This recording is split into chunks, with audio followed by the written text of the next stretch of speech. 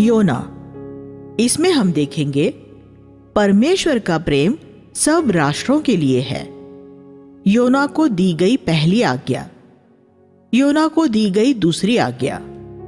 पुरानी वाचा में नबूवत की 16 पुस्तकें हैं, यशायाह से मलाकी तक। इन सभी 16 नबियों में सिर्फ योना ही ऐसा था जिसने न तो इज़राइल और न ही यहूदा से नबूवत की। उसने सिर्फ नीनवे से नबूवत की। योना की पुस्तक असल में नबूवत से ज्यादा एक ऐतिहासिक पुस्तक है। ये संभव है कि योना ने इसे स्वयं तीसरे व्यक्ति के दृष्टिकोण से लिखा हो। ये एक ऐसी कहानी है जो सभी लोगों के लिए परमेश्वर के असीम प्रेम को प्रकट करती है। योना की पुस्तक पुरानी वाचा में एक महान मिशनरी पुस्तक है। ये यहूदी लोगों के हृदय की संकीर्णता और परमेश्वर के हृदय की विशालता दर्शाती है, और उस समय के पृथ्वी के सबसे दुष्ट और क्रूर देश अश्शूर साम्राज्य की राजधानी नीनवे के लिए भी परमेश्वर की दिलचस्पी और उसके प्रेम के बारे में बताती है। जब परमेश्वर को नीनवे भेजने के लिए एक संदेशवाहक की जरूरत पड़ी तो उसने योना को चुना।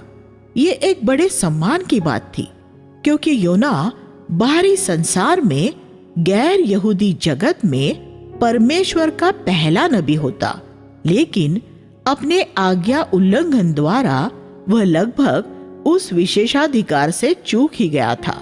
हम यहाँ फिर इस बात को देख सकते हैं कि अपना संदेश पहुंचाने के लिए परमेश्वर कैसे मनुष्यों पर निर्भर रहता है। अगर संदेशवाहक सहयोग करने के लिए तैयार नहीं होता तो परमेश्वर सीमित हो जाता है। परमेश्वर को तब तक इंतजार करना पड़ता है जब तक कि उसका पात्र तैयार नहीं हो जाता, जैसा कि मूसा के मामले में हुआ था। जब इज़राइल मिस्र में से छुड़ाए जाने के लिए तैयार हो गया था तो मूसा तैयार नहीं था, इसलिए इज़राइल को तब तक इंतजार करना पड़ा जब तक परमेश्वर ने मूसा को तैयार नहीं किया। यहाँ भी हम कुछ ऐसा ही देखते हैं। परमेश्वर नीनवे को एक संदेश देना चाहता था, लेकिन उस संदेश को ले जाने के लिए पहले उसे अपने सेवक को तैयार करना जरूरी था। योना अश्शूरियों के विरुद्ध पूर्वग्रह से भरा हुआ था और इसलिए वह उनके पास जाने के लिए तैयार नहीं था। बिल्कुल वैसे ही जैसे बाद में पतरस गैर यहूदियों के पास कुरनेलियुस के घर जाने के लिए तैयार नहीं था। पूर्वग्रह एक बड़ी ताकत होती है। हम में से हर एक में कुछ खास तरह के पूर्वग्रह होते हैं, और अगर परमेश्वर इन पूर्वग्रहों को तोड़ नहीं पाता तो प्रभु के लिए हमारी सेवा सीमित हो जाएगी। परमेश्वर हमें फिर भी इस्तेमाल कर सकता है, लेकिन वह इस बात में सीमित हो जाएगा कि वह हमें कितना इस्तेमाल कर सकता है, क्योंकि उसका हृदय हमसे बहुत बड़ा है। नीनवे इज़राइल से पूर्व की ओर लगभग 600 किलोमीटर दूर था। योना के लिए वह सफर काफी लंबा था, लेकिन उसके न जाने की प्राथमिक वजह वह नहीं थी। जगत के सब लोग नीनवे के लोगों से घृणा करते थे, क्योंकि वे बहुत क्रूर थे, और योना नहीं चाहता था कि वे क्रूर अश्शूरी उनके पापों से मन फिराए, क्योंकि वह जानता था कि अगर वे अपना मन फिरा लेंगे तो परमेश्वर उन्हें छोड़ देगा और फिर वे आकर इज़राइल को नष्ट कर देंगे। योना को दी गई पहली आज्ञा। इस पुस्तक में 2 भाग है। पुस्तक के पहले 2 अध्याय योना को दी गई पहली आज्ञा के बारे में है, और अगले 2 अध्याय उसे दी गई दूसरी आज्ञा के बारे में है। प्रभु ने योना से कहा, नीनवे को जा और उसके विरुद्ध प्रचार कर, क्योंकि लोगों की दुष्टता बढ़कर मेरे सम्मुख पहुंच गई है। पहला अध्याय 1 और 2। लेकिन योना पूर्व में जाने की बजाय पश्चिम की ओर गया। वह याफा पहुंचा और वहां एक तर्शीश जाने वाला जहाज पाकर वह उसमें सवार हो गया। और इस तरह वह प्रभु की उपस्थिति से दूर भागा। 1:3 योना के पास सफर करने के लिए पैसे थे, इसलिए वह परमेश्वर की इच्छा में से बाहर निकल गया। उसके लिए कितना अच्छा होता अगर उसके पास तर्शीश जाने के लिए पैसे न होते। जब परमेश्वर हमें कहीं जाने के लिए कहे और हम कहीं और जाना चाहे, तब हमारी पसंद की जगह पर जाने के लिए हमारे पास पैसे न होना ही अच्छा है। बहुत से मसीह सेवक सोचते हैं अगर उनके पास कहीं जाने के पैसे हैं तो ये इस बात का संकेत है कि वह परमेश्वर की इच्छा में है। अगर ये तर्क सही है, तब तो योना परमेश्वर की इच्छा में ही तर्शीश जा रहा था। सिर्फ इस वजह से कि आपके पास कुछ लेने के लिए या कहीं जाने के लिए पैसे हैं, ये नहीं कहा जा सकता कि वह बात परमेश्वर की इच्छा में है। ये हो सकता है कि परमेश्वर ये न चाहता हो कि आप वह वस्तु खरीदे या वह आपको किसी दूसरी जगह भेजना चाहता हो। पैसा एक बहुत धोखा देने वाली चीज है। पैसे की उपलब्धि को कभी ये तय करने की अनुमति न दे कि आपको कहाँ जाना है और क्या खरीदना है। जब योना परमेश्वर की इच्छा से दूर चला गया तो परमेश्वर ने समुद्र के ऊपर तेज हवाएं और एक ऐसा भीषण तूफान भेजा कि जहाज भी टूटने के खतरे में पड़ गया। सभी नाविक डर गए और हर एक अपने अपने देवी देवता को पुकारने लगा, लेकिन तूफान नहीं थमा। जबकि सभी अपनी मूर्तियों से प्रार्थना कर रहे थे, उस जहाज में जो सच्चे परमेश्वर को जानता था वह सो रहा था। उन्होंने उसे उठाया और उससे भी प्रार्थना करने के लिए कहा। जब उनकी प्रार्थनाओं का कोई जवाब नहीं मिला, तब उन्होंने ये जानने के लिए चिट्ठियां डाली कि किसके पाप की वजह से उन पर संकट आया था। परमेश्वर ने उन चिट्ठियों के डाले जाने को अपने हाथ में लिया और चिट्ठी योना के नाम पर निकली।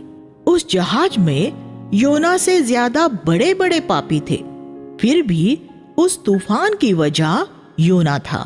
परमेश्वर की संतान में पाया जाने वाला आज्ञा उल्लंघन परमेश्वर की नजर में एक अविश्वासी में पाए जाने वाले असंख्य पापों से बढ़कर होता है। पृथ्वी के सभी लोगों में से मैंने सिर्फ तुझ पर ही अपना मन लगाया है, इसलिए मैं तेरे अधर्म के लिए तुझे दंड दूंगा। आमोस 3:2। तब योना ने अपने पाप का अंगीकार किया। उसने उन्हें बताया कि वह परमेश्वर से बचकर भाग रहा था।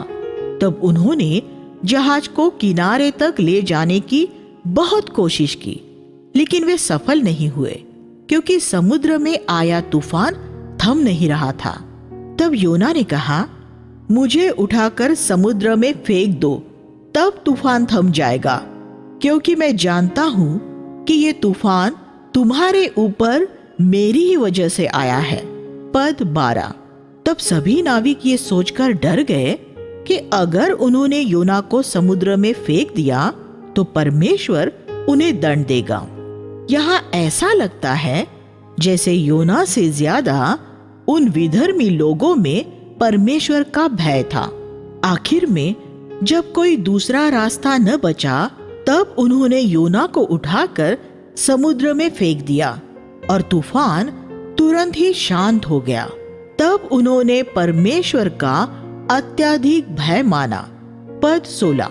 और परमेश्वर ने योना को निगल जाने के लिए एक बड़ी मछली को भेजा और योना उस मछली के पेट में 3 दिन और 3 रात तक रहा।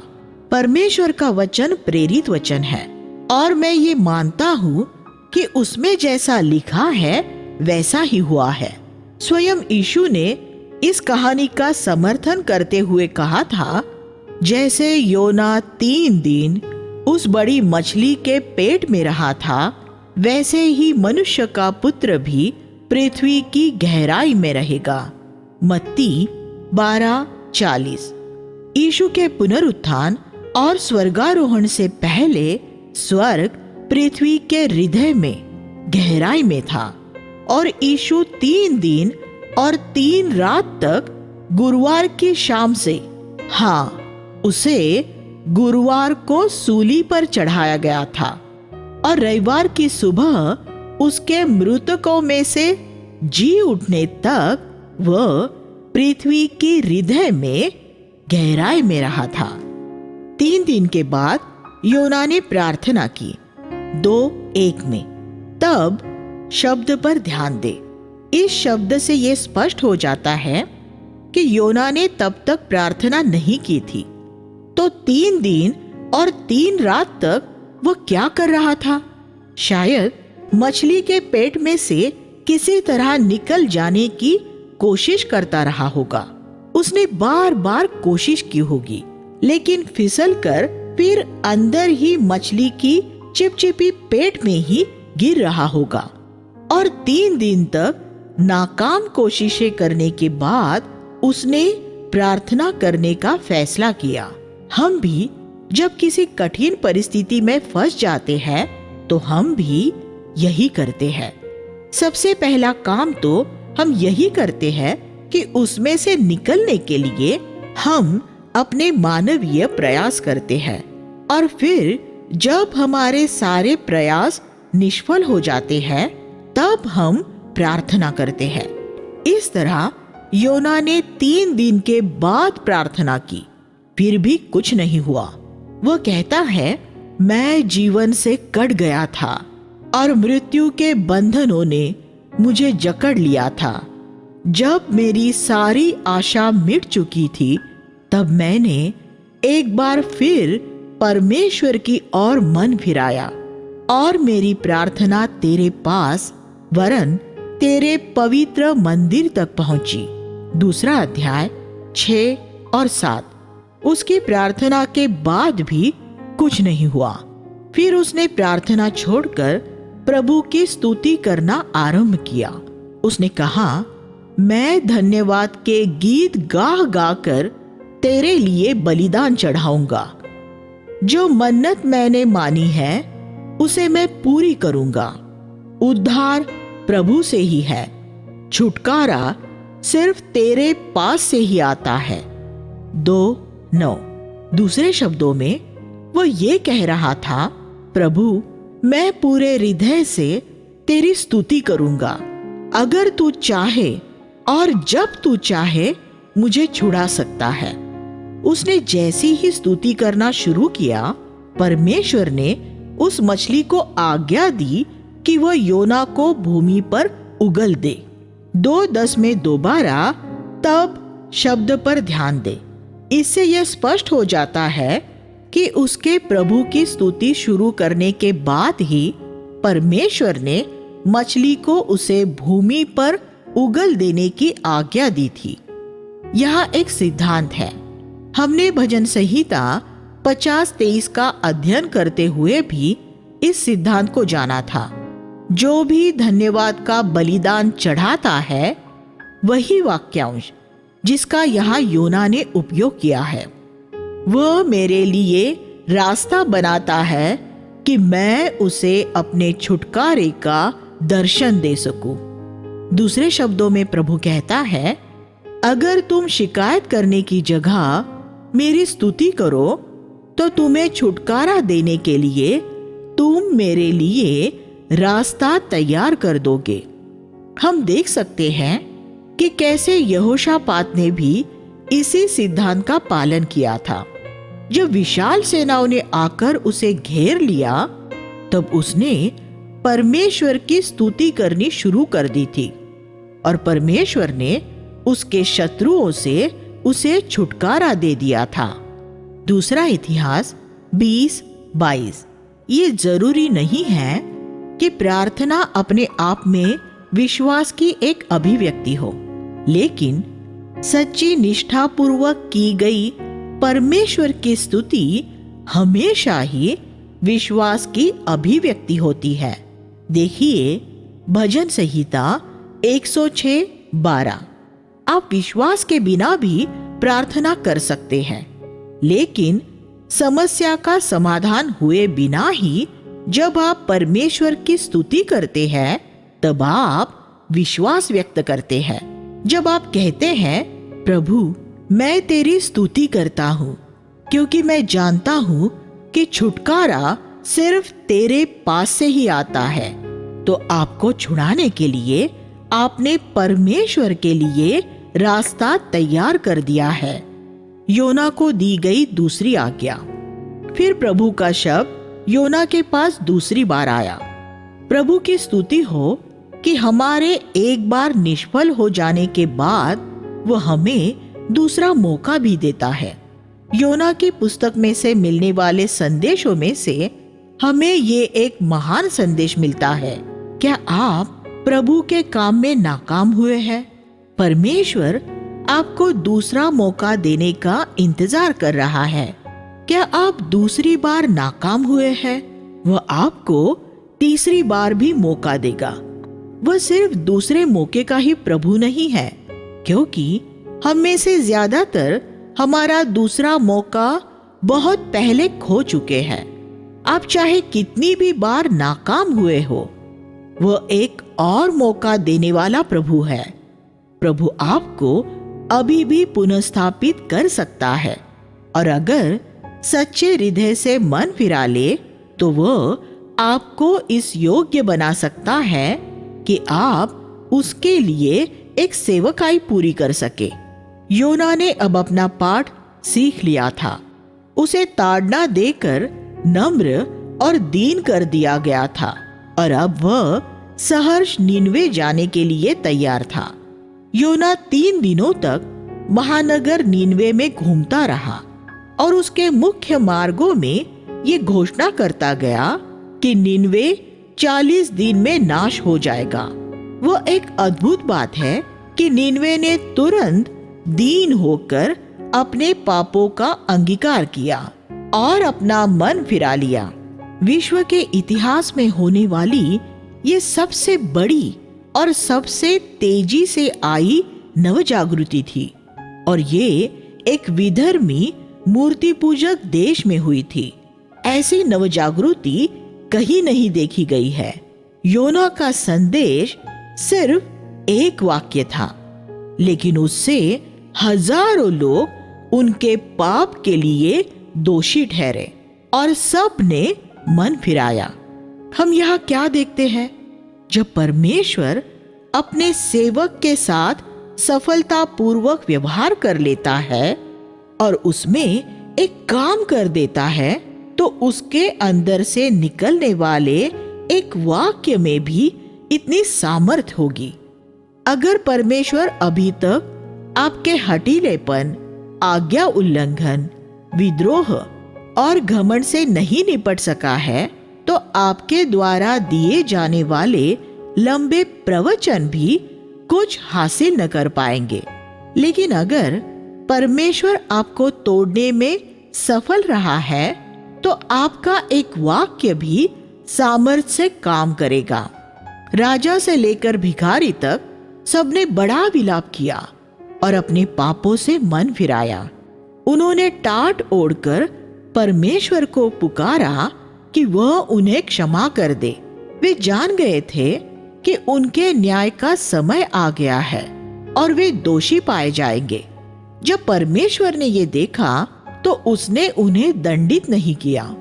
एक बात जो मुझे बड़ी उत्साहित करती है वो ये है कि जब नीनवे जैसे दुष्ट नगर ने अपना मन फिराया तो परमेश्वर ने उन पर दया की। परमेश्वर जानता था कि कुछ वर्षों बाद वह नगर इतनी दुष्टता से भर जाएगा कि उसे वह नष्ट करना पड़ेगा। लेकिन परमेश्वर हर एक के साथ उसकी वर्तमान दशा के अनुसार व्यवहार करता है, उनकी उस दशा के अनुसार नहीं जो उनकी बीते समय में थी या आने वाले समय में होगी।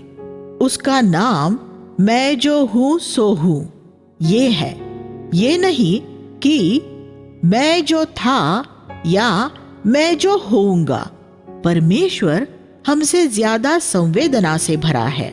पवित्र शास्त्र में ऐसी एक भी घटना नहीं है जिसमें किसी व्यक्ति ने अपने पाप का अंगीकार कर परमेश्वर की ओर मन फिराया हो और परमेश्वर ने उसे क्षमा न किया हो। अगर यहूदा इस्करियोते ने भी प्रभु के पास जाकर क्षमा मांगी होती तो उसे भी क्षमा मिल गई होती, लेकिन इसके बजाय वह धर्म गुरुओं के पास गया, जैसा बहुत से लोग आज भी करते हैं। किसी धर्म गुरु के पास जाकर अपने पापों का अंगीकार करने से आपको उन पापों की क्षमा नहीं मिलती है। यहूदा इस्करियोती ने ये कोशिश की थी, लेकिन वह उसमें नाकाम रहा था, और इस तरह से आपको भी क्षमा नहीं मिल सकेगी। जब परमेश्वर ने नीनवे पर दया की तो हमें ऐसा विचार आ सकता है कि योना बहुत उत्तेजित हुआ होगा, लेकिन इससे वो उत्तेजित नहीं हुआ था। जरा कल्पना करें कि एक सुसमाचार प्रचारक ने अपने सामने 1,20,000 लोगों के एक नगर को विलाप करते और मन फिराते हुए देखा।